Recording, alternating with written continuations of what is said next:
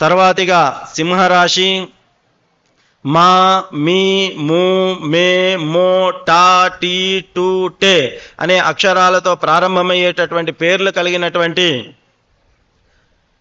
వారిది సింహరాశి అవుతుంది. సింహరాశి వారికి ఆదాయం 11, వ్యయం 11, రాజపూజ్యం 3, అవమానం 6. ఈ రాశి వారికి వృత్తిపరంగా అభివృద్ధి చెందడమే కాకుండా పేరు గుర్తింపు కూడా లభిస్తుంది. వీటితో పాటు కొన్ని ఆటంకాలు కూడా ఏర్పడతాయి.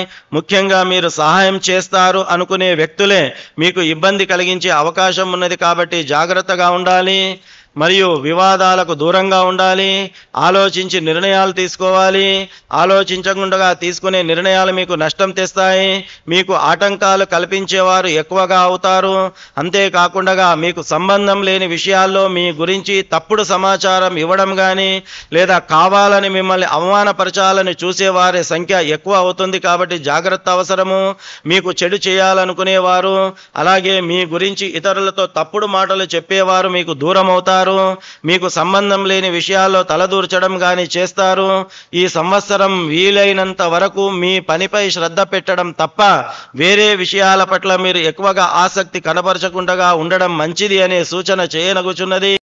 దాని కారణంగా కొత్తగా వచ్చే సమస్యలు రాకుండా మిమ్మల్ని మీరు కాపాడుకునే అవకాశం ఉంటుంది. అప్పుడప్పుడు అనుకోని విధంగా డబ్బులు ఖర్చు పెట్టాల్సిన అవసరం వస్తుంటుంది.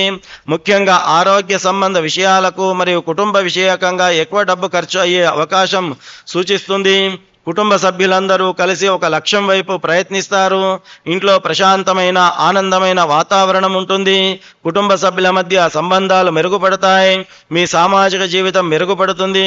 సామాజిక కార్యక్రమాల్లో పాల్గొంటారు. మీ పేరు ప్రతిష్టలు పెరుగుతాయి.